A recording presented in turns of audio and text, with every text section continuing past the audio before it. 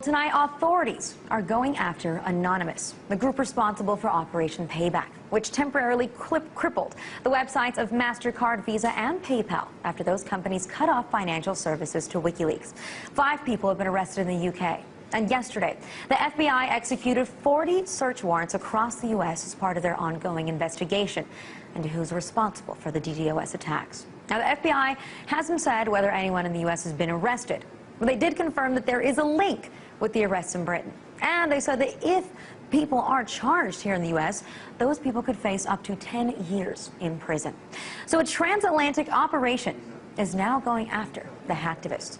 But will it stop them? Joining me to discuss it is a source within Anonymous. Thank you for joining us tonight. Now, first, I just want to ask, on behalf of Anonymous, are you guys surprised that the authorities are going after you here? It is a horrible shame that they continue to go after us, but it doesn't surprise us at all. I mean, we've been aware for months that Scotland Yard and the FBI have had ongoing investigations against Anonymous. It's kind of, I think it's the kind of their quest to bring down the whole of Anonymous, and they're never going to succeed. They kind of think that all of our base belong to them, and they're very wrong. Why do you call this a shame? Do you consider that what you've done is a criminal activity, or is this a peaceful form of protest? I've seen some of your statements claiming that. It's a shame that they continue to try. They're never going to stop the whole of Anonymous.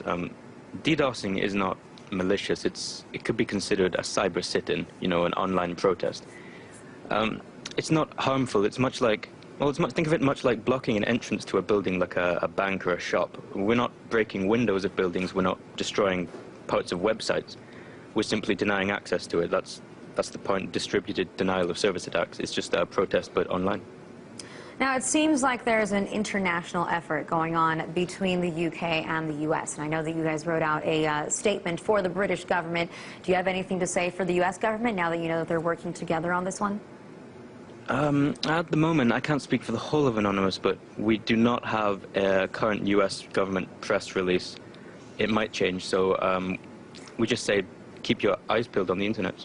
But how do you take these actions from the U.S. government, executing 40 search warrants all in one day across the U.S.? Oh, we're taking it quite well. We're trying to find out who it is. We're trying to support people. It is a pain. Again, we're not worried that they're going to catch all of us. Hold on, sorry. My connection is giving me issues. Are you still with me? Keep talking so we can see if we can still hear you. I think that we may have lost our Anonymous representative. Please tell me if you're still with us and your connection is better. I think that we may have lost him there. I think we're trying to redial, but 40 search warrants, like I said, were served yesterday by the FBI across the U.S., and they said that they haven't yet arrested anybody, but these people could face up to 10 years in jail. Now, if you remember, we've spoken to officials from Anonymous, or representatives, excuse me, a number of times on this show, especially after the first time that they decided to go after the websites of MasterCard and Visa in response to WikiLeaks. And Anonymous also has come out recently in support of what's going on in Egypt. They say, they even wrote a letter saying that this is a warning to the Egyptian government. They are not about censorship. As you know, the Egyptian government, as we spoke tonight, shut down the internet. They also shut down all cell phone communications. And I think that we have our Anonymous official representative back now. Since I was speaking about it, I was just mentioning that Anonymous released a statement in which you also were supporting what's going on in Egypt right now. Is that correct? Yes, we're supporting the... Firstly, sorry for my connection there. Yes, we're supporting the protesters in Egypt. We have been... Well, of course, the internet has been shut down in Egypt. We've been sending faxes of WikiLeaks documents to Egyptian locations like schools. We're trying to get people involved in WikiLeaks, trying to help people out. We're also trying to make sure the internet is well spread there. Most internet ISPs in Egypt have been shut down. There's still some dial-up going on that the government used, so we've been trying to help people with that too. Now, in regards to you know, the investigations by the UK and the US, what's your plan here? I know you can't give us the exact details, but is there you know, some kind of a plan for retaliation? No, I can't tell you for certainty that we have a plan for retaliation. There could always be an idea that gets sparked between Anonymous.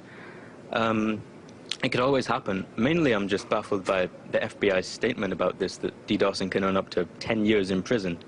It's pretty ridiculous. I think they just see us as hackers on steroids. They're trying to take us all down. But we don't have any initial plans, but that could change. Well, I also just want to know, in response to some of your actions lately when it comes to these DDoS attacks, what kind of a response have you gotten from people? Obviously not from government officials who aren't too happy about it, but from regular citizens, from the public. Are they supporting you here? I'm in lesbians with this question, definitely. We've got such a large influx of positive support from everyone. Well, not everyone, but a majority over the past couple of months. I mean, more and more people are realizing that they need to fight back against governments who think they can bite at their citizens. I mean, bringers of censorship and corruption need to learn that if they keep biting the anonymous hand will bitch slap them in the face. And we just want to stress that everyone is anonymous.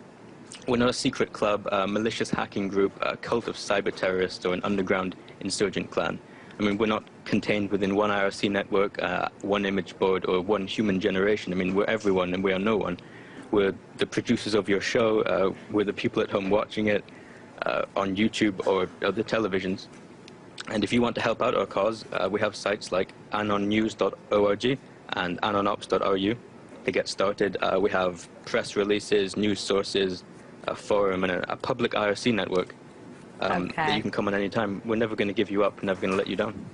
I think that some of our producers here on the Alona Show might counter that statement, but thank you very much for joining us.